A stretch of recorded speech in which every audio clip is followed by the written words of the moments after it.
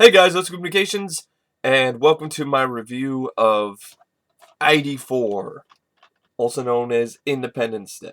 I've reviewed this before. I actually reviewed it on July 5th, I think a couple years ago, but I've always wanted to get a review done on the 4th of July, and finally I've done it. And this is actually a film that I've made it a annual event.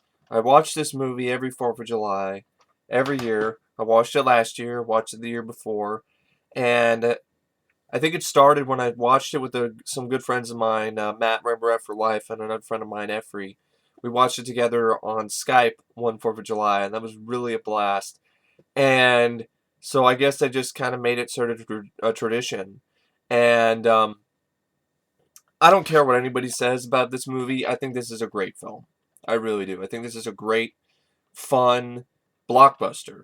This is a fun ride. This is a really fun adventure movie with a heart. And yeah, it's jingoistic. Yes, it's all America. It's all about America.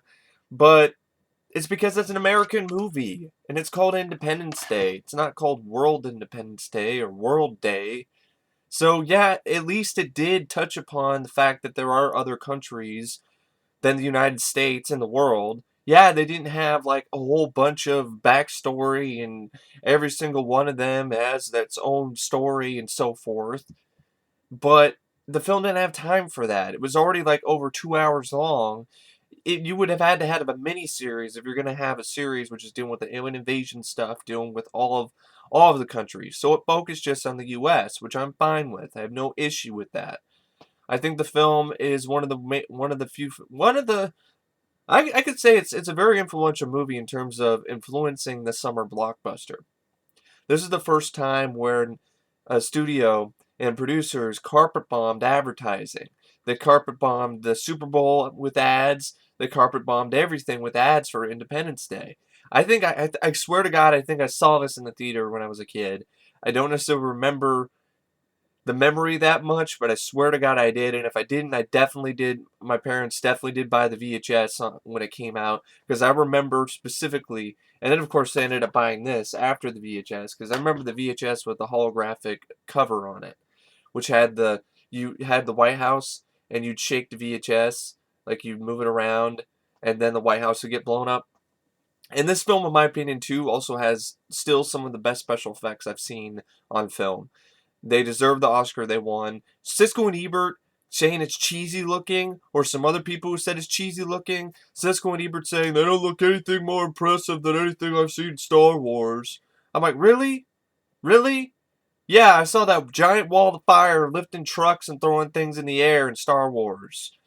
See, that's the kind of stuff that makes me look at Siskel and Ebert and be like, wow, these were the experts back in the day. I'm sorry. I'm just, I respect them. I do. And I really do. I mean, Roger Ebert actually liked Leviathan. So I got to respect him for that. And I respect him for a lot of things. It's a pioneer of, reviewers and so forth. But it doesn't mean he's always right. And I'm sorry. I think that's a shitty analogy to make about this movie. The effects, I think, look fantastic. One of them also, Siskel, said that the aliens look generic. They weren't original enough, and the spaceship's designs were generic. I'm like, what do you expect? You want a twirly whirly thing on top of the spaceship or whatever? I thought they looked just fine. Yeah, the ID4, the little ships, kind of remind me of the ships from Stargate, but it didn't bother me at all. So I don't understand it. And then people have a problem with the ending with the cigars. I'm like, it's badass. It's cool. I'd rather have a fun adventure blockbuster flick like Independence Day. I'd rather watch this 10 times over than a boring, gritty ass excuse for, supposedly blockbuster, exciting summer movie like Godzilla. I'm sorry, I didn't care for that movie. I already ranted on it before, and I'm tired of those I'm tired of those fucking blockbusters. I really am. I mean, gritty, boring, dull. I'd rather have fun with the movie than, just sit. I mean, if they made an Independence Day movie now, it would be like Godzilla. It would be super serious. It'd be super dark. You wouldn't have any of the fun moments that this film has, and you would be missing the heart. And I really like that it definitely shows to me that pretty much everyone involved in this project cared about the project they were doing. From the actors, down to the producers, down to the people, to the David Arnold who did the score, which is one of my favorite scores of all time. I really love this score. I believe it's David Arnold. Because David Arnold does a lot of stuff for... yeah, David Arnold. David Arnold's score, it's one of my favorite scores of all time, especially the main theme. And even the bits of theme for the aliens and so forth. I love the cast. I think it's an excellent cast. It's a knockout cast.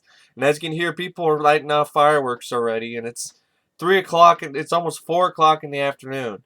You can't see them. Stop it. But anyway, it's the 4th of July. It's just one thing that I kind of just like, really? You can't even see the fireworks. Why are you lighting off fireworks during the day? And anyway, it's like I got an urge to light something off. I want to hear things go boom. Anyway, well, I do too. I'll just watch the White House go boom in Independence Day instead. But anyway, yeah, like I was saying, just you can see that there was a lot of care and thought put into this movie. I don't care. People say it's stupid, whatever, to each their own.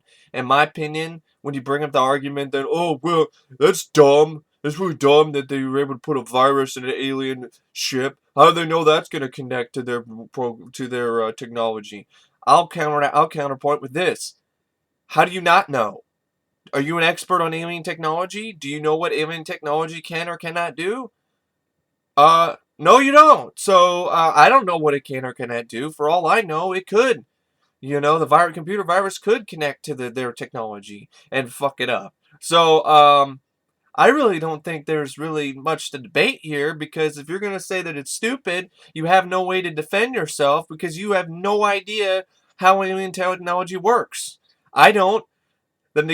My neighbors next door don't. My parents don't, and if they don't, you sure as hell don't either, unless you're working at Area 51 or some shit. So, I really don't understand that argument against this movie. I really don't. I don't get it at all, because it makes no sense, because you're going and you're criticizing a movie for being stupid with something that you do not understand. It's like, I don't understand how alien technology works, so for all we know, it could work. So, that's why I believe it. I think it's fine. It's not stupid in my opinion. And the whole thing, about the sort of lines of dialogue and some scenes. Some scenes are a bit corny, I have to admit. Boomer will live.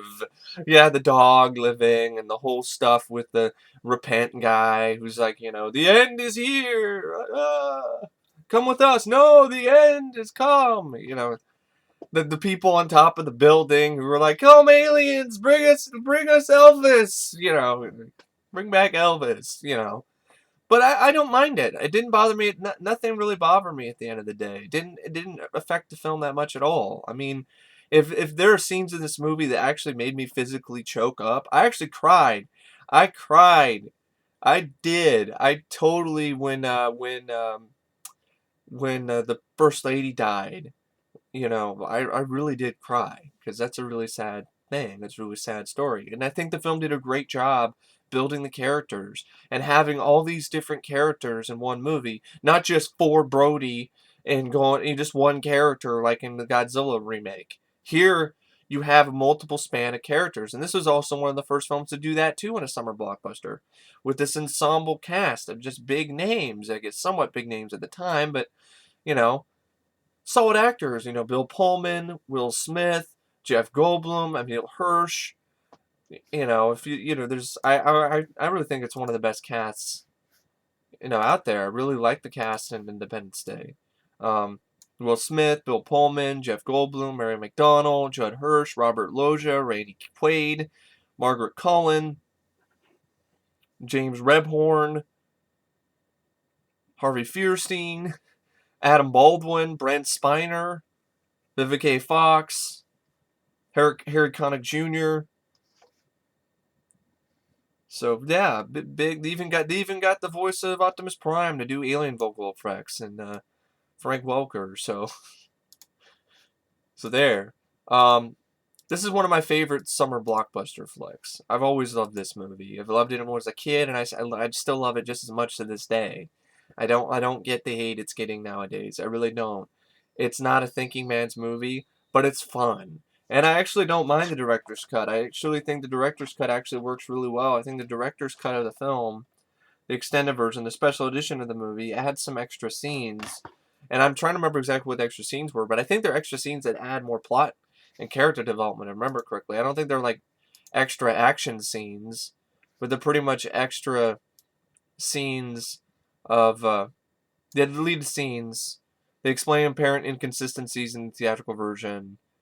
The whole thing where upon arriving at Area 51, Russell Case, Randy Quaid searches frantically for a doctor for his son for Troy. States he has a problem with his adrenal cortex. So we've seen Troy vomiting and fevers earlier. He could be suffering from Addison's disease or congenital adrenal hyperplasia, which both affect the adrenal cortex. Vomiting as a symptom. We have the Miguel refers to Russell by first name for most of the movie. Deleted scene reveals that this is because Miguel tells Russell, "You're not my father, you're just a guy that married my mother." So when David is trying to drive to Washington, D.C. to alert Constance, he tells his father she always keeps her cell phone listed for emergencies. When he calls her, she answers the phone and says, "David, how'd you get this number?" A deleted scene explains how he tracked her secret cell phone number by searching for various aliases she's used in the past. In this case, it was her married name. When Jasmine is first seen dancing, it soon cuts to her saying, "I came to get my check and I got talked into working." If one wonders where her son is while working unexpectedly, no time to call a sitter. The lead scene shows him and working unexpectedly. No time shows the lead scene shows him and Boomer the dog and manager shows her. They fucked up really. That somebody on IMDb was like him. Shows her and Boomer the dog in the manager's office waiting for her. This is part of the reason she quits. The boss yells at her for bringing that kid in here. So I think the special edition added deleted scenes that help the film. They don't hurt it. So it adds to the movie and explains things that probably people had problems with in the theatrical version. So it's one of those few extended versions of a film that I think actually adds to the movie. Another one I can think of is The Abyss. I think that adds to the film as well. And, a lot of, stuff like that. So, really bright. Like, whoa! Let's turn that off. Okay, that's better. Well, not really. I don't know, it's just like really bright in here. It's like too bright. It's like too light and I think it's the sunlight. I look like a vampire. I don't like this. Hold on. I just don't like too much light. That should be better. That's much better. That's much better. So sorry for that little tangent. Hope it wasn't too distracting. Probably was, but whatever. Anyway, going back to the Independence Day, like I was saying about a special edition, it's like one of the few special editions which I think really works really well. Much like The Abyss, the 1989 film, the special edition of that I think adds to the film a lot as well. And also like The Abyss special edition, I feel that this special edition, yeah, it's a bit longer, but it doesn't really. I'm not really bored. I'm never bored. Even the special edition of this movie is like 150 something minutes long, and it keeps me captivated throughout because I care about the characters, and I think the writing was really well done by Dean Devlin and Roland Emmerich, who did a really good job writing these characters and making you care about this wide ensemble cast. And also, I think the direction by Roland Emmerich was really solid too. I've always been a big fan of Roland Emmerich's films. I like Stargate. I even like Moon 44. So 10,000 BC is one stinker he did. I remember that was pretty shitty. But a lot of his, I like a majority of his films. I don't think he's one of the worst directors of all time. I'm sorry. And the film definitely did earn its Best Visual Effects Oscar. I definitely earned it. When I watched this again, I'm like, man, this is still impressive to this day, these visual effects. Damn people who say it's cheesy looking. Really, like, there were reviewers. This movie got critics messing with it after the fact. Like Tom McCarthy Variety felt the production's budget-conscious approach resulted in cheesy shots that lacked in quality relative to the effects presented in films James Cameron and Steven Spielberg. I hate the word cheesy. So even back in 96, fucking writers were using the word cheesy. Is there some way we can abolish this word and make it impossible? Just ban this damn word from being used in any reference to film. Because it makes no sense. Is it full of fucking mozzarella cheese and pepper jack cheese? Is it? No, it's not. Is it a fucking casserole? No, it's not. It's a goddamn movie. And stop using the fucking word cheesy to describe, you know, what you don't like about a film. Just if the guy said it was lame or it looked ineffective, I'd still disagree, but I wouldn't be as pissed because cheesy doesn't make any fucking sense to be used by anybody in a professional, especially in a professional, avenue. When you're writing a fucking article that's published in Variety magazine. So anyway, I just had to let that out. I'm fucking sick and tired of that fucking word. So anyway, and it continues here because there's other people use the word cheesy, which is funny because 2003, Readers of the United Kingdom's most popular film magazine, Empire, voted the scene that contained the speech, the American speech, the days our Independence Day, is the cheesiest movie moment of all time, which I think is bullshit. Stop using the fucking word cheesy. How is that cheesy? What is cheesy about that scene? Maybe you're so full of cheese you need a cheese enema. Get right up your ass. Fucking get all that cheese out of your fucking system. Dear Lord. Anyway. So, the film got like a 60% on Rotten Tomatoes, which I don't really care. And, so a lot of people bashed it for its jingoism. Oh, it's American. It's all about America. Of course it is. It's called Independence Day, and it's a movie released in the U.S. At least they did talk about the other countries. It's not like they completely ignored them. Like I said, it would have to be a mini-series in order to have to treat every country with the same amount of time as America in this movie. It's kind of asking a little bit too much from a 2.5 hour long movie. It's long enough as it is. So, but yeah, I just don't understand the hate that it's gotten lately. And it didn't get like a ton of good reviews. Like when as you can see, a lot of people were kind of mixed on it when it came out. But at a budget of $75 million, it was a huge hit. It made $817 million worldwide. That's combined with the U.S. and the worldwide take. The idea for the film came when Emmerich and Devlin were in Europe promoting their film Stargate. A reporter asked Emmerich why he made a film with content like Stargate if he did not believe in aliens. Emmerich stated he was still fascinated by the idea of an alien arrival, and further explained his response by asking the reporter to imagine what it would be like to wake up one morning and discover 15-mile-wide spaceships are hovering over the world's largest cities. Emmerich then turned to Devlin and said, "I think I have an idea for a next film." And those scenes in this film are just spectacular. They're still jaw-dropping. The scenes where I thought the film did an absolutely fantastic job with the build-up. When the aliens first arrive, on Earth. They did an excellent job with the build-up. Clouded in that, cloud of fire, and, they just park themselves over the big cities, and, the whole shots of the shadows. Shadows just, kind of like that. The shadows just rising, over the skyscrapers and the skyline, and just covering everything, covering up the sun, and, putting everything in a little bit of, of eclipse because of this giant spaceship. And also, of course, the scenes of destruction are just, in my opinion, some of the best ever seen on film. And it's all models. It's practical models. It's not CGI. It's real. It looks real because it is real. It's not CGI. It's not a computer-generated image. And that's what I really liked about Roland Emmerich's earlier films. A lot of his movies, a lot of his production design, a lot of his production, designers and his special effects guys, Steve Totopoulos, Patrick Totopoulos, no, not Steve Totopoulos, Patrick Totopoulos, the production designer, and his company, who did a lot of effects for his other movies like Stargate, and I believe he also worked on Movie 44. They used a lot of practical models, and with the spaceships are practical, and there was a few CGI moments, I think, or they could have just been a visual effect, with maybe a little bit of CGI, but not a lot. A lot of it was practical. When the buildings get blown up, it's practical. It's miniatures, and it looks so much better than CGI any day of the week. So, and that's one thing I really, like I said, that did an excellent job of the destruction. And I'd still, every time I see this movie, I know what's going to happen, but it's still shocking to me because it's just such a massive scale, and it was so easy.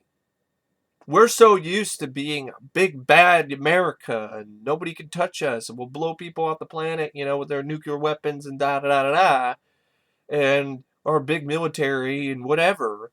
But literally, an alien technology, there's no doubt it surpasses our own. And if aliens decided to invade, they could probably just take us out just as easily, if not faster. So it really does make you feel vulnerable. It does a great job, expressing the vulnerability of not only America, but man.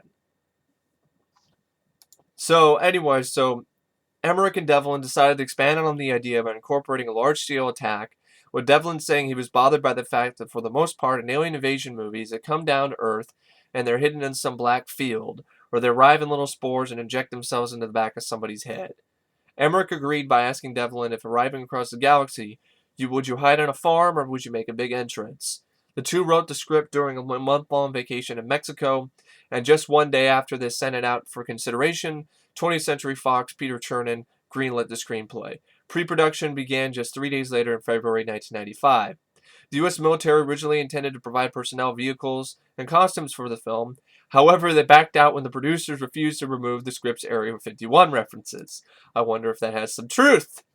Because I would not be surprised if there actually is an Area 51. And there is something over there in that desert in Arizona. There's something in Nevada. There's a sign, literally, going into that has a sign on this fence that's gated up in the middle of the desert in Nevada that says trespassers will be shot on sight. There's something there. If there's nothing there, why do we have that sign? Why is it so bad that trespassers are going to be shot on sight? It's because it's a military installation. It obviously is. So when you see the interviews from the Navy, I think the military, the Navy had one interview talked about it because somebody asked them about Area 51 in an interview years ago, and a panel or whatever. It does not exist. Bullshit. Why do we have a fence that says trespassers will be shot on sight? It exists. The question whether or not it actually has aliens in it, or spaceships, that's something that's up to debate. But Area 51 does exist. So I really, it's like saying it's not real. It doesn't exist. I'm like, stop it. Stop feeding me that bullshit, military. Why do you have a fucking sign that says trespassers will be shot? And they'll explain, well, that's not a military. Give me a break. They think they're so smart and just gonna, pull wool over our heads. No, I understand. I know there's something over there. So anyway, and then record 3,000 plus special effects shots would ultimately be required for the film. The shoot utilized on-set in-camera special effects more often than computer-generated effects in an effort to save money and get more authentic pyrotechnic results. I'm glad. Even if it was just to save more money, it looks 10 times better than CGI. Especially in 1996. Many of these shots were accomplished at Hughes Aircraft in Culver City, California, where the film's art department, motion control photography teams, pyrotechnics team, and model shop were headquartered. The production models making department built more than twice as many miniatures for the production than had ever been built for any film before by creating miniatures for buildings, city streets, aircraft, landmarks, and monuments. The crew also built miniatures for several of the spaceships featured in the film, including a 30-foot destroyer model, and a version of the mothership spanning 12 feet. City streets were recreated and then tilted upright beneath a high-speed camera mounted on a scaffolding filming downwards. An explosion would be ignited below the model, and flames would rise towards the camera, engulfing the tilted model and creating the rolling wall of destruction look seen in the film, which still looks spectacular. A model of the White House was also created, covering 10 feet by 5 feet, and was used in forced perspective shots before being destroyed in a similar fashion for its own destruction scene. The detonation took a week to plan and required 40 explosive charges. The film's aliens were designed by production designer Patrick Tatopoulos. The actual aliens of the film are diminutive and based on the design Tatopoulos drew when asked by Emmerich to create an alien that was both familiar and completely original. These creatures wear biomechanical suits that are based on another design, which is why I don't understand Siskel saying they look really generic. I've never seen it. I don't remember seeing alien movies where it's the outer thing that you first see is just a shell. It's just it's just a biosuit, and then inside it's the real alien. I don't remember seeing that before, and I thought they looked pretty different. They didn't look like traditional Greys, like from Communion or some shit, or Fire in the Sky.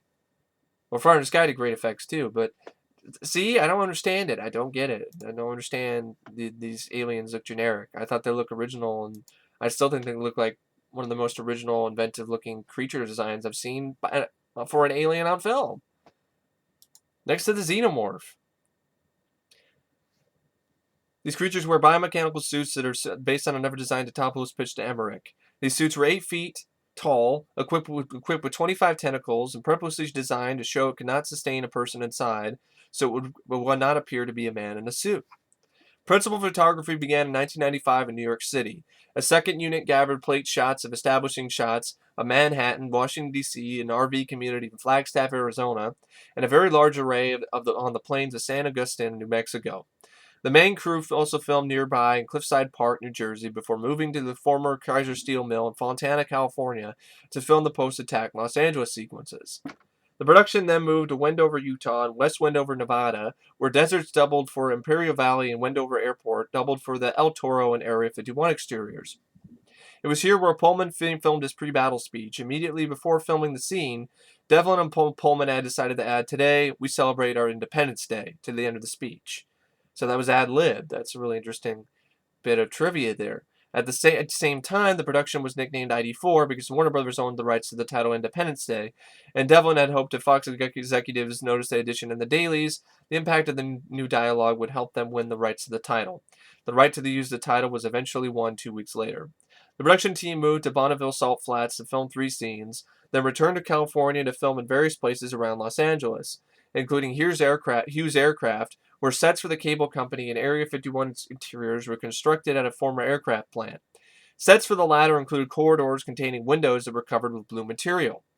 The filmmakers originally intended to use the chroma key technique to make it appear as if activity was happening on the other side of the glass, but the compositive images were not added to the final print because production designers decided the blue panels gave the sets a clinical look. The attacker hangar set included an attacker mock-up of 65 feet wide that took 4 months to build. The White House interior sets had already been built for the American president and had previously been used for Nixon. Principal photography completed on November 3rd of 1995. The film originally depicted Russell Case being rejected as a volunteer for the July 4th aerial counteroffensive because of his alcoholism. He then uses a stolen missile tied to his red biplane to carry out his suicide mission. According to Dean Devlin, test audiences responded well to the scene's irony and comedic value. However, the scene was reshot to include Russell's acceptance as a volunteer, his crash course in modern fighter aircraft, and send him flying an FA-18 instead of a biplane. Devlin preferred the alteration because the viewer now witnesses Russell ultimately making the decision to sacrifice his life. And seeing the biplane keeping pace amongst FA-18s is just not believable. That's one thing where I would agree that that's a little bit going far too out of left field. So I'm glad that they did not do that. Score was composed by David Arnold, who did an amazing job. There was a tie-in for the book and novelization, which I have, which was released to promote the film shortly before its release. It goes in more detail on the character situations and also the concept and some concepts not explored in the film, as well as the film's finale is originally scripted with Randy Quaid stealing a missile, roping it to his crop duster biplane. The film was a success, so writer Stephen Malstad did a prequel novel called Independence Day Silent Zone, where the novel was set in the 1960s and 70s, and the details of the early career of Dr. Brakish Okon, Brent Spiner's character. Molstad wrote a third novel, Independence Day War in the Desert, in 1999, set in Saudi Arabia on July 3rd. It centers around Captain Cummins and Colonel Thompson, the 2 Royal Air Force officers seen receiving the Morse code message in the film. And also a Marvel comic book was also written based on the first 2 novelizations. Also, there was a radio broadcast, a 1-hour play, which was which was aired on August 4th in 1996, called Independence Day UK, which was written and produced and directed by Dirk Maggs, and it was a spin-off depicting the alien invasion from a British perspective. None of the original cast was present. Dean Devlin gave Maggs permission to produce an original version on the condition he did not reveal certain details of the movie's plot, and the British were not depicted as saving the day. Independence Day UK was set up to be similar to the 1938 radio broadcast War of the Worlds, as the first 20 minutes were set as being live. There was also shitty video games that were fucking terrible. So, it was nominated for AFI's 100 Years, 100 Thrills. It was nominated for science fiction film and AFI's top 10. They're working on the sequel right now, which probably will have no Will Smith, so I probably won't be that interested in the sequel. Some more bits of trivia. The scene where Will Smith drags an unconscious alien across the desert was filmed in the Salt Flats near Great Salt Lake in Utah. Smith's line, "What the hell is that smell?" was unscripted. Great Salt Lake is home to tiny crustaceans called brine shrimp. When they die, the bodies sink to the bottom of the lake, which isn't very deep, and decompose. When the wind kicks up right, the bottom mud is disturbed, and the smell of millions of decaying brine shrimp can be smelled, and it's very bad. Apparently, nobody warned Will. The president's speech was filmed on August 6, 1995, in front of an old airplane hangar. The hangar once housed the Enola Gay, which dropped the atom bomb on Hiroshima exactly 50 years earlier on August 6, 1945. Interesting, it's the same date. That's interesting. Producer Dean Devlin said well over half of the dialogue in the scenes Jeff Goldblum shared with Judd Hirsch and Will Smith was improvised. They did a really good job. Holds the record for the most miniature model work to appear in one film. Model shop supervisor Michael Joyce estimated that more miniatures were used for this film than in any other two films combined. Due to the advances in digital technology since the film's release, most experts believe the record may stand forever.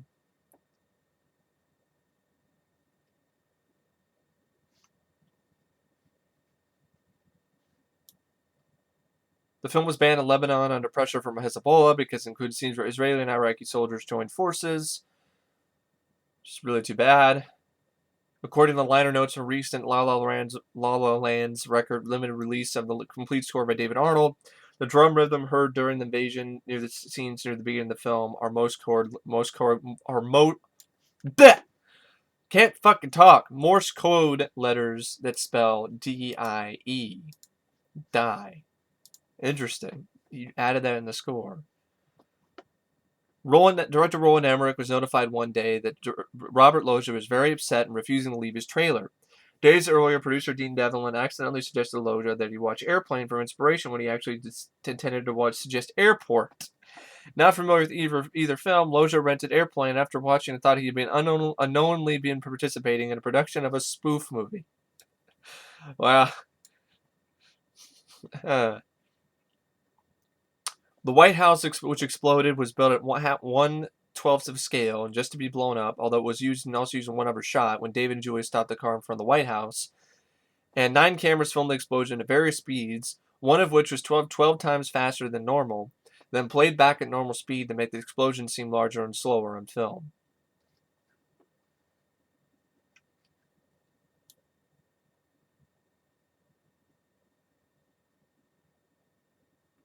Bill Pullman used the memory of a decayed tooth which was pulled from his mouth in order to come up with a terrified expression when speaking with the alien invaders.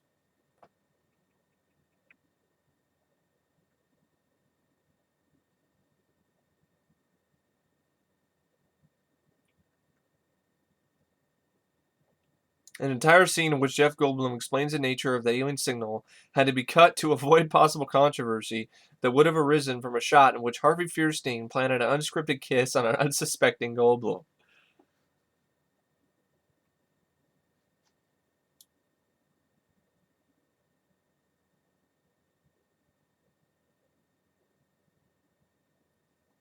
On the DVD commentary, and also the White House interiors that were built for American president and used for Nixon as well as this movie were also used for Mars Attacks. On the DVD commentary, visual effects supervisor Volker Engel reveals that the fire engine scene tumbling through the air was simply a model purchased at a toy store. Well, looks pretty good. Did a good job.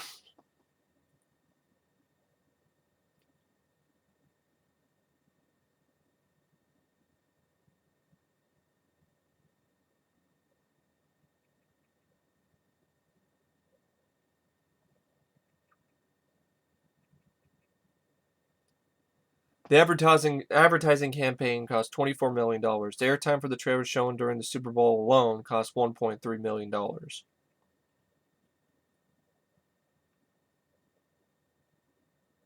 Most of the cast and crew, including Will Smith, were unpleasantly surprised to suffer severe sunburns on their legs during the filming in Utah of the Grand Canyon duel/crash scenes.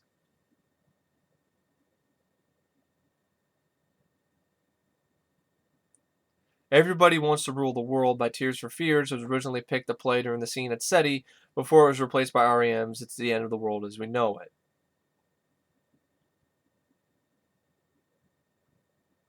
Struggling to write the score, David Arnold secluded himself in a Los Angeles hotel room for almost 4 months to avoid the escalating hype for the film.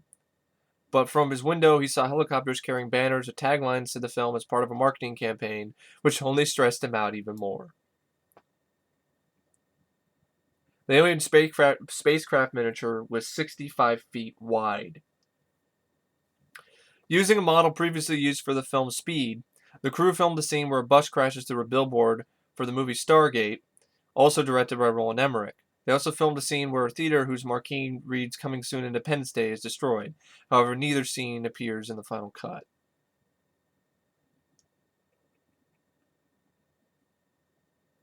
As is the case in many 20th Century Fox films, the film cans for the advanced screening prints and show prints had a code name. Independence Day was Dutch 2. Ha ha! Dutch 2. Sequel to that forgotten Ed O'Neill movie. Ha! Dr. O'Coon is a reference to Jeffrey A. O'Coon, one of the visual effects supervisors from director Roland Emmerich's previous film Stargate. The movie features, thanks to special effects, 3,978 F-18 Hornets, 52,278 pieces of debris, 3,931 alien attackers, 1,549 missiles, and 22,014 light balls.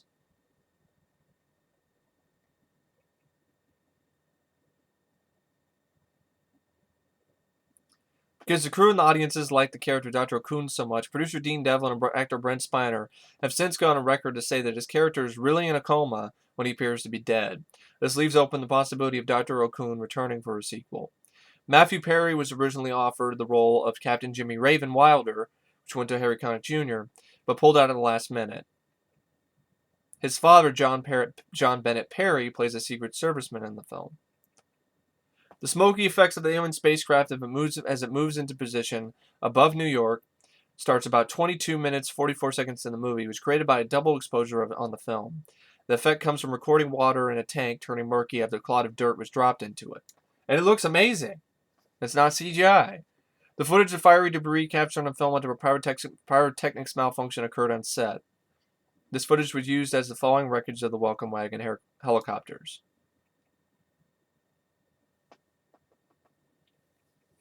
During the aliens' initial attack, the shots of cars landing on other cars was achieved by using cranes that released actual hollowed-out cars onto cars loaded with explosives.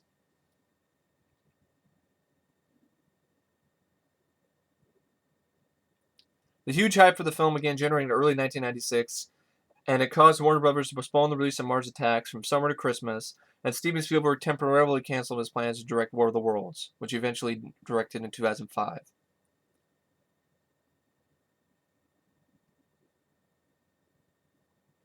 Fox first wanted to open the movie on Memorial Day and change the name to Doomsday to avoid the fierce competition on July 4th. I'm glad they didn't.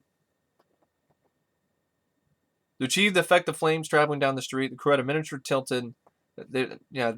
Explain how they did that one. I just think this stuff is interesting. I'm sorry.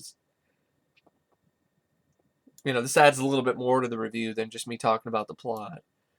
The character of President Whitmore was originally intended to be a Richard Nixon-like figure. The role was originally written for Kevin Spacey and co-writer Dean Devlin's friend from high school. An executive Fox refused to cast Spacey, insisting he didn't have the potential to be a big star. He was definitely wrong about that, and the part was rewritten and Bill Pullman was cast in the role. I'm actually glad it wasn't a Nixon-type guy. I think it works a lot better when it's more of a nice guy. A guy that you would root for. In my opinion, I don't think it's stupid that the president gets in a plane and fights at the end. Why not? They need pilots. For him not to get into a plane when he could and help is stupid. Jada Pinkett Smith turned down the role of Jasmine Dubrow because of scheduling conflicts with the Nutty Professor.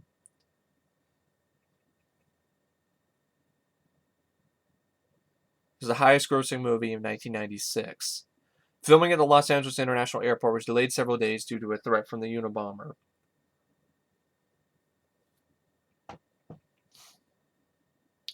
Along with Anatomy of a Murder, Crimson Tide, and Dark Knight, this is one of the only 4 films whose purely orchestral soundtracks won the Grammy Award for Best Score, despite not being nominated for Academy Award for Best Original Score. Well, that's a crying shame that this wasn't nominated for an Academy Award for Best Original Score.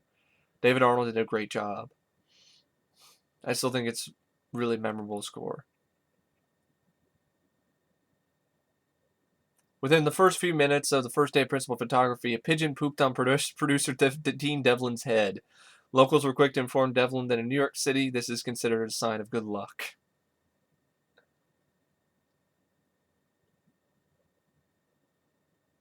To achieve the look of Houston as seen from the air at night, the crew simply poked holes in a sheet of black construction paper, placed the paper in front of a bright light in a smoke film room, and photographed it using special lighting that would accomplish the effect. I just find that kind of stuff amazing. It's just something so simple, and they were able to do it without CGI, and they did it with just lighting and ingenuity, which they don't do. They don't do that anymore because they just use CGI as a crutch.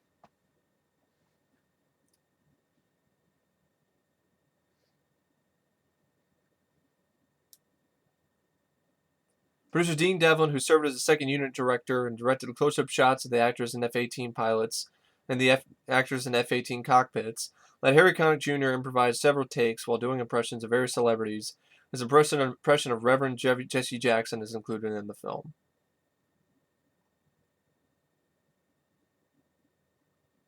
To give the aliens a slimy appearance, the KY jelly was used.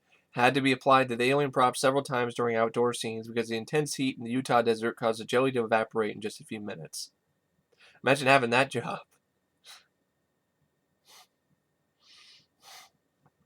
When Ally Walker suddenly became unavailable at the last minute, there was a rush to find a new actress to portray Connie. When then 37-year-old Margaret Colin jokingly told an inexperienced casting assistant that she was only 22, the man assumed she was too young and called the producers to tell him she was unavailable. When the confusion was cleared up, Colin landed the role and began filming scenes in Utah less than 24 hours after she was cast. The film was initially greenlit with a budget of $69 million from the studio.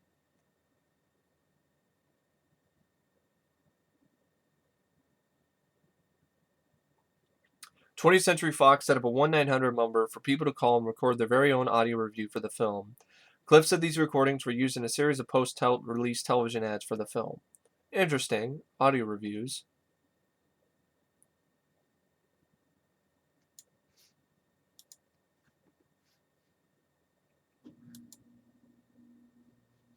So that's a trivia of Independence Day. Now, pretty much we all know about the plot. There's a quote that I'm going to talk about a few quotes I like, and also there's one that I caught today I don't remember. So in SETI, while they're talking about the whole thing about the signal and whatever, that gets released to the military, and I think one of the military scientists, I swear to God, he says a line where he mentions the X-Files. It's like a little sort of sly little nod, but it mentions the X-Files. Maybe I heard it. Maybe it's in my brain. Maybe I'm hearing things, but I swear to God, I heard somebody mention the X-Files, which I think is funny because it's a 20th Century Fox film, and X-Files is this Fox TV show. So the film takes place on 3 different days. It takes place on July 2nd, where a 500-kilometer wide alien mothership enters Earth's orbit and deploys several dozen saucer-shaped destroyer spacecraft, each 15 miles wide. As they take position over some of their cities in dramatic fashion, David Levinson, an MIT graduate working for a cable company in New York City, played by Jeff Goldblum, discovers a hidden satellite transmission, which he believes to be a timer, counting down to a coordinated attack by the aliens. With the help of his estranged wife, Constance Spano, who is played by, I really liked her performance, Margaret Colin. And she was like one of the last minute actresses, and I thought she was great. Very likable. White House employee. He and his father Julius, played by Judd Hirsch, gain entrance into the Oval Office and warn President Thomas J. Whitmore of the attack. Thomas J. Whitmore is played by Bill Pullman. The movie actually also opens up with this sort of look at this. It's the moon.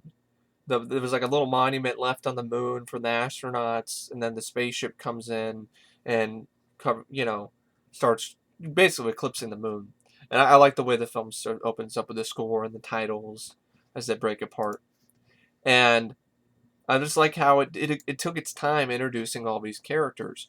You really don't see Will Smith, I think, until maybe the 20-something minute mark or later than that. So you just get introduced to these characters one by one, by one, by one, and you get enough about them. Will Smith's got is with his girlfriend, and she has a kid that he likes, and and you can tell that they have chemistry. Him and Vivica A. And you have the whole thing with Jeff Goldblum, and a little kind of funny stuff banner between him and Harvey Fierstein, and the whole sort of stuff with the president and his family. And I'd have to say Bill Pullman's president is Whitmore is one of my favorite presidents. Right after President Marshall from Air Force One, played by Harrison Ford, which is my favorite movie president. Right after that would be Bill Pullman in this film. And so I think it just did a great job, and that really helped the film a lot.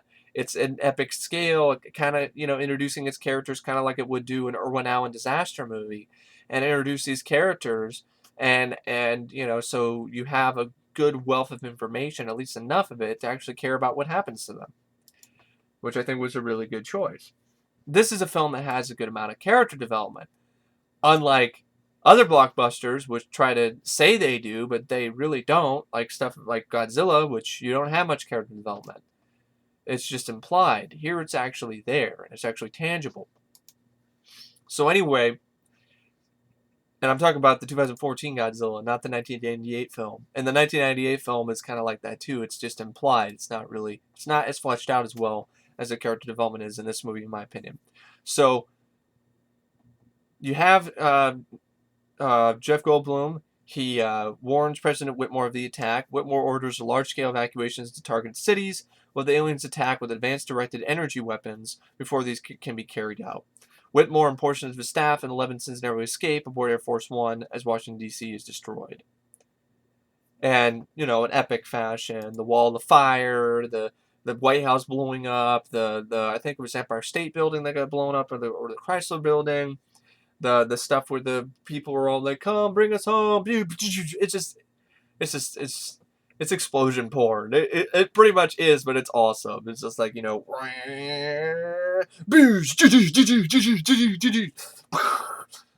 Harvey Fierstein's like, oh crap. So there's a lot of fun stuff in this movie. And so what happens is, on July 3rd, the Black Knights, a squadron of Marine Corps FA-18 Hornets, participated in an assault on the destroyer near the ruins of Los Angeles. Their weapons fail to penetrate the craft's force field. Dozens of attacker ships are launched by the aliens in defense, and a one-sided dogfight ensues in which nearly all of the Hornets are destroyed, including, sadly, I think it's Jackson Hill. I believe that's who it is. Harry Connick Jr.'s character, Jimmy Wilder. And Jimmy Wilder, Captain Jimmy Wilder, who would have been played by Matthew Perry, which I'm actually glad Harry Connick Jr. got it instead. And for a little bit that he was there with Will Smith, they had a lot of good, I really thought they had a lot of good chemistry with each other. Definitely gave me a kind of a,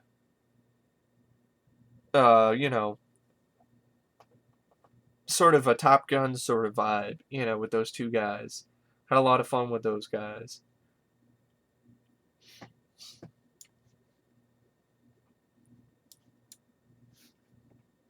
So yeah, I was just trying to see if I'd find a quote, but I can't find it fast enough, so I'm not gonna bother. Because there's a decent amount of quotes, and the reviews are already almost an hour, so I'm gonna try not to make it a 2-hour long review. So anyway, So sadly, Terry Conner Jr. dies. So this makes Will Smith mad and decides to fly, fly into a lower ground in the canyons which is an exciting, fun sequence with one of the spaceships. Of course, earlier before it's like, oh no, you did not just shoot that green shit at me. So then what happens is he ends up surviving. The ship crashes in the desert. He ejects just in time before an alien spacecraft crashes into like a pillar that fell down, and his plane crashes into the spacecraft too. So one of the spaceships crashed in the desert, and afterwards, of course, many military installations, including NORAD, are destroyed. Captain Stephen Hiller, played by Will Smith, is the only man to survive this attack. It was an attack on the Black Knights. It lures a single attacker to Grand Canyon, forcing both aircraft to crash in the desert. He subdues the injured alien in an awesome scene where he opens it up and he's all like, bam, punches it in the face, and he's like, welcome to Earth.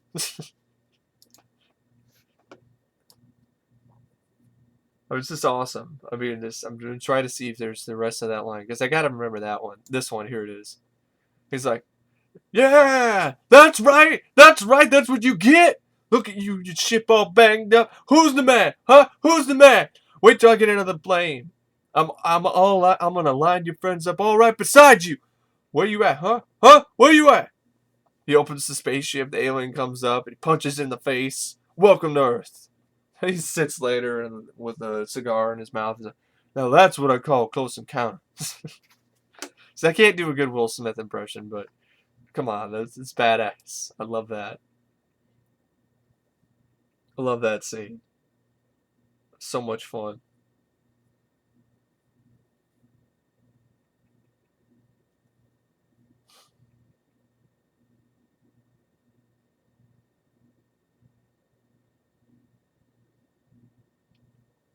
Well, I like this line too, where Hiller, before he goes in and he gets deployed, the Black Knights get deployed to try to stop the destroyer. I like this line. He's like, something you want to add to this briefing, Captain Hiller? No, sir. Just a little anxious to get up there and whoop ET's ass, that's all. Well, you're going to get your chance.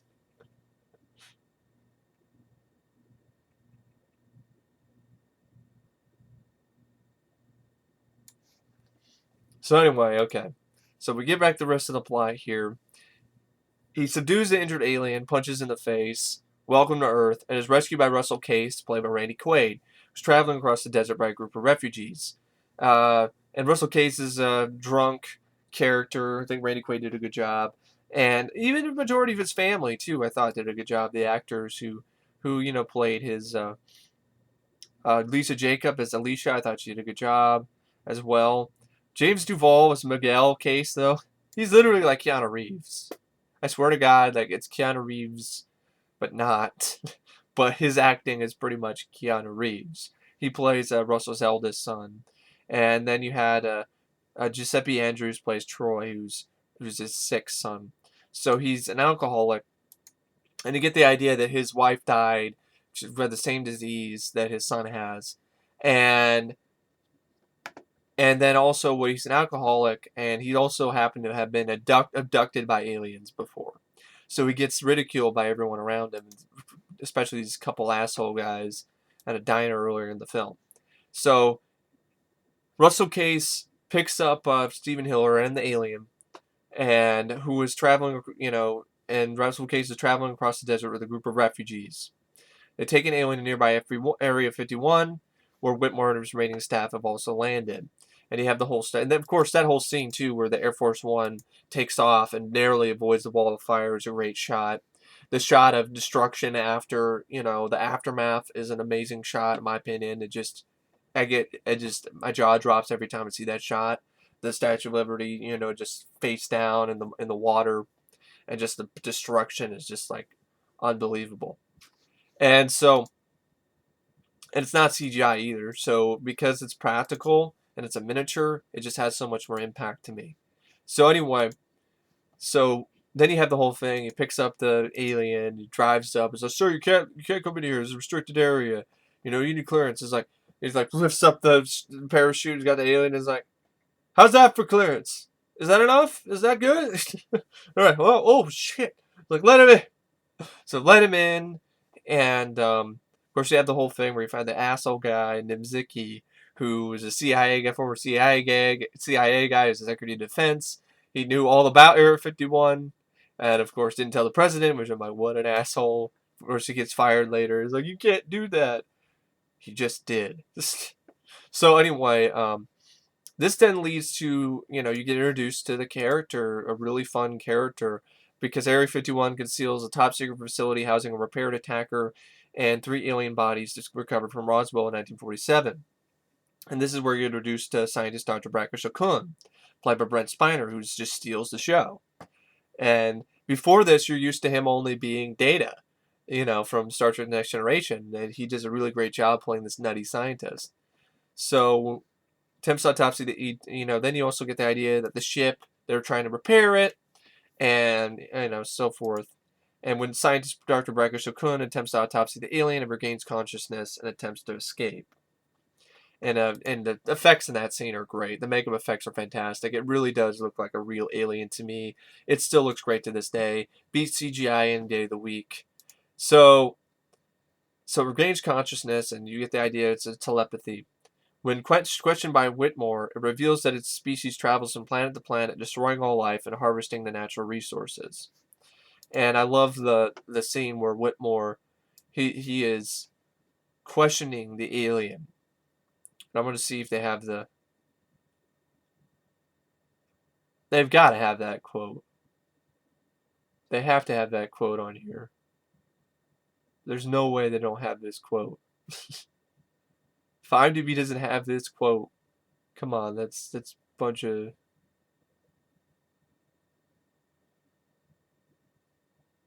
It's bullshit. Come on, you have to have that quote. We said I saw his thoughts. Welcome to Earth. Here it is. No, that's a different one. You have the Independence Day quote. Huh.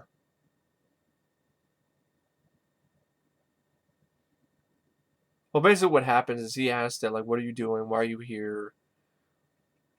Why are you doing this? And then, what do you want us to do? Die. So then what happens is it tries to pretty much kill President Whitmore with its telepathy. Because, it speaks through telepathy. So it attempts a psychic attack by Whitmore, but is killed by a security detail. Because you have that awesome scene where he's like, are these windows bulletproof? No, sir. Then Adam Baldwin and company just fuck up the alien. And then I like this is the whole thing. General Gray, played by Robert Loggia, does a great job in this too. Where President Thomas Whitmore, Bill Pullman is like, I saw its thoughts. I saw what they're planning to do. They're like locusts. They're moving from planet to planet. Their whole civilization. After they've consumed every natural resource, they move on. And we're next. Nuke them. Let's nuke the bastards. So they decide to nuke the bastards. They decide to, he orders a nuclear attack, but the first attempt fails to penetrate the force field of the destroyer, and the remaining strikes are aborted. On July 4th, 4th of July, Levinson devises a plan, played by, Levinson. Jeff Goldblum devises a plan to use the repaired attacker to introduce a computer virus and plant a nuclear missile on board the mothership, theorizing that this will disrupt the force fields of the destroyers. And he demonstrates that by doing a little bit of the virus in a cool scene where he figured this out from a whole scene where he's getting drunk and he's pissed off and he's throwing shit around in the hangar room. And his father comes in and comforts him and tells him about, I lost my faith once. Everyone loses their faith. It's like, come on, get up off that cold floor. You're going to catch a cold. It's like, that's it, cold. It's like, Dad, you're a genius. I was like, what? What did you say earlier? It's like, about faith. No. It's like, oh, but you're going to catch a cold. It's like, exactly, a cold. So then he goes in and figures out about the computer virus. I like that whole scene where he's like, maybe if, I just thought that maybe if I just, pollute this place enough, maybe destroy the ozone layer, that maybe they won't want to be here anymore. And then I like the whole thing, of course. She demonstrates this with the whole thing. Asks Adam Baldwin to shoot a Coke can off the top of the ship. Doesn't work. Bounces off the shield. And then he puts in the virus and is like, try it again. And he hits it. And they're like, oh. And then, of course, you have Nimzikis being an asshole. As Stephen Hiller, Will Smith, because he wants to be an astronaut. And he keeps getting declined by NASA. So this is his chance to live his dream, go into space. And so he goes in and he volunteers to get in this ship. And, this mission, which is to pretty much put a virus on the mothership. He's going to put a virus on the mothership and plant a nuclear missile on the mothership. But the problem is that you can't just launch the missile and it blows up right away. It blows up in 30 seconds. So, at least, of course, because it gives you a chance to escape. So, that's what it's set up. So they got to get in the mothership, and they fix it up so they can fly it. And Nimziki ends up getting fired because he's acting like, this is ridiculous. What do you think that this is going to work? And, of course, he gets fired in a crowd-pleasing scene. And so Hiller agrees to pilot the attacker with Levinson accompanying him. He ends up getting married to Vivica A. Fox before he goes on this pretty close to a suicide mission as you can get. And I like the way the scene is set up. The scene is set up, the scene where he's getting married to Vivica A. Fox, because I like that it also cuts back to when the priest guy is saying, the vows and so forth. I like how it cuts back to Jeff Goldblum and his ex-wife, Margaret Colin, who it's like they've renewed their vows at the same time that Will Smith and Vivica A. Fox have gotten married. I like that touch. Of course, you have the whole thing before they get ready to go in and get, on their mission to get in the attacker and fly, into the mothership. Of course, Will Smith's like, I forgot it. Anybody got any cigars or anything like that? It's like, and Emil Hirsch, Jeff Goldblum's dad, has some. It's like, thank God, almost blew the whole thing. So, anyway, what happens is, because they don't have enough military pilots to man all available aircraft, volunteers, including Whitmore and Cass, are enlisted for their counterstrike. So what happens is, then you have that awesome speech. They get all these people together from all over the world, all these pilots from all over the world. They use Morse code to communicate with pilots from all over the world, across different countries, Iraq, the British, squads and so forth, and get them to team up to help the Americans to mount, a counterstrike, a counterattack. And that's when you have this, one of the most epic speeches ever. It's not cheesy to me. Saying it's cheesy is bullshit. I'm sorry. I get chills every time I watch this score, watch the scene with the score. I mean, the score just adds to this scene. And I'd include the clip, but 20th Century Fox are a bunch of assholes, so I won't. But I'll do my best to do it justice here. And before I, do it, I'm going to make sure I got a drink of water here.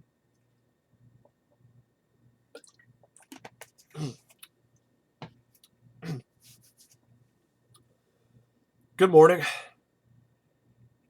In less than an hour, aircraft from here will join others from around the world. And you will be launching the largest aerial battle in the history of mankind. Mankind. That word should have a new meaning for all of us today. We can't be consumed by our petty differences anymore. We will be united in our common interests. Perhaps it's fate that today is the 4th of July. And you will once again be fighting for our freedom. Not from tyranny, oppression, or persecution, but from annihilation. We are fighting for our right to live, to exist. And should we win the day, the 4th of July will no longer be known as an American holiday, but as the day the world declared in one voice, we will not go quietly into the night.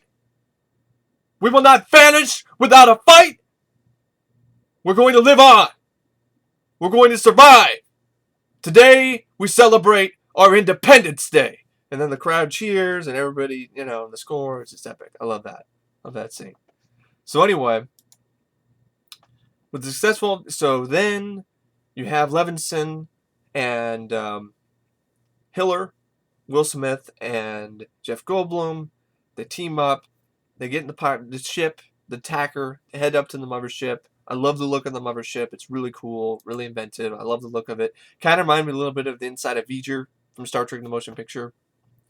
And they do the whole thing where they talk to the alien. They have a lot of fun dialogue with each other, and they implant the virus, and it's successful. Whitmore then leads the attack on the alien destroyer approaching Area 51.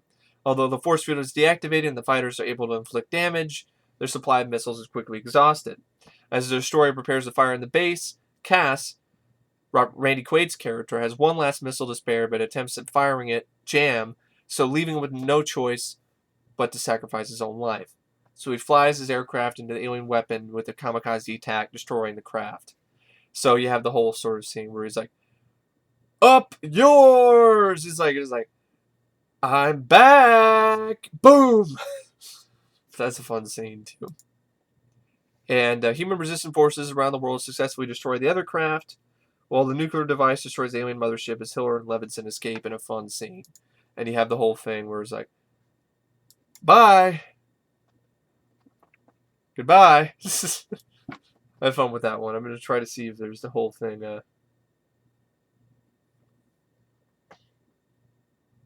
Even before they start getting ready to fly, I like the sort of banter they have. I'm Stephen Hiller after reversing into the rear wall. "Oops. What do you mean, oops? Some jerk turns the piece of paper around the wrong way around. Don't say oops. What do you say we try that again? Yes. Without the oops. That away."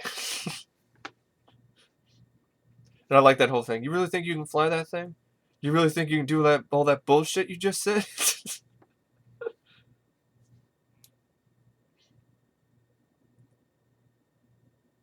I like that scene. This is the one where it's all like, "Hey, take a look at the Earthlings. Goodbye. Y'all take care, alright? Nothing but love for you. Nothing but love for you. You think they have any idea what's about to happen to them? Not a chance in hell. Good night. Peace!" Boom! They launch the bomb, and the alien force gives a look like, "Huh?" I think it's kind of funny. It's kind of corny, but I think I always like that type of shots in movies like that. So they successfully launch the missile. They escape, and I think a little bit more than 30 seconds, but I don't really care. They escape just in time before the mothership explodes, and they end up returning unarmed and reunite with their families. And then the whole world celebrates its hero's victory as well as its true Independence Day from alien invaders. Then you have the whole thing in the end where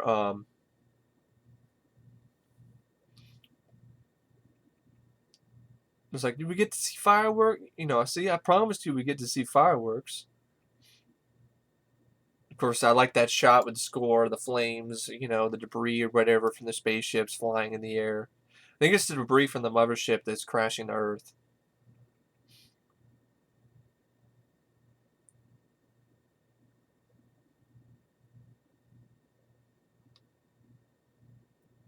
I'm just trying to see if they have the whole ending stuff what they say at the end. Well, it doesn't look like they do have the quote here, but it's a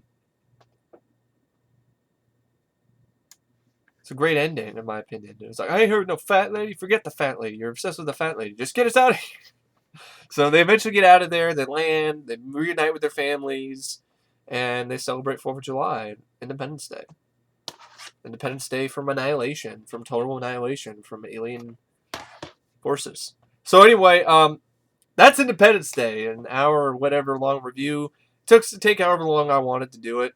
I wanted to do a review / retrospective of this as long as it took because this is a film that has a special place in my heart. I really love this film. I've loved it ever since I was a kid. I've repeated again. I still love this movie. I really, if you don't like it, that's cool. But I'd have to say I respectfully disagree with you. I think it's a really lot of fun. And it's the type of movie I wish I would see more of nowadays in the theater instead of the boring, dreary, gloomy, gritty blockbuster. Ooh. Ever since 9/11, that's what's happened. And it's like, I understand 9/11 was a horrible tragedy, but it doesn't mean we can't have fun with our movies anymore. And Independence Day is one of those fun flicks which I will continue to make it a tradition every 4th of July to watch because it's a lot of fun. Anyway, I really don't know what to say about Independence Day. Said a lot. And I really don't know what to say except for rated at 5 stars. I mean, I'm gonna give it 5. I have nothing wrong with it. There's a few corny moments I noticed, but they don't bother me. I love the cast: Will Smith, Bill Pullman, Jeff Goldblum, Judd Hirsch, Robert Loggia, Randy Quaid, Margaret Colin, Mary McDonnell. Everybody down the line is great in my opinion. The score by David Arnold is fantastic. The effects, fuck the people who said were cheesy. That's bullshit. They won an Academy Award for a reason. The miniatures are amazing still to this day. Some of the best effects I've seen on film. I'm sorry, they don't look like Star Wars effects. I think Roger Ebert, Siskel needed to watch the original Star Wars again and then realize that, hey, these are a little bit more advanced than those effects. Those are still some great effects, but there's still some shots in the original Star Wars where you can tell that it's a 70s movie, and you can tell that they're effects kind of like the stuff you'd see in Battlestar Galactica, the 70s show. So I don't think that's fair to the film to say that these effects don't look impressive. I'm sorry. I think they look just as impressive to this day. Adding more CGI to it would just make it look even more dated, and and look worse in my opinion. So I think it's a movie that you just have to sit back and enjoy. It's a popcorn flick. That's what it is. It's not a smart thinking per man's movie, but it has a decent amount of that, I think. But really what it is, it's a summer blockbuster. It's a fun popcorn flick, an alien invasion movie, kind of a throwback to the Irwin Allen disaster flicks. And it's a very enjoyable, fun movie that I think does a great job showing how vulnerable we are as humans, how easy it is for some outer space technology, some aliens that come to Earth and just wipe us out, the snap of a finger. And it shows our resolve and how resilient humans are. And it just makes you feel good. It's a feel-good, fun summer blockbuster that I really wish I'd see more of nowadays. Anyway, thanks for watching my review of Independence Day, and I will see you guys later. Peace!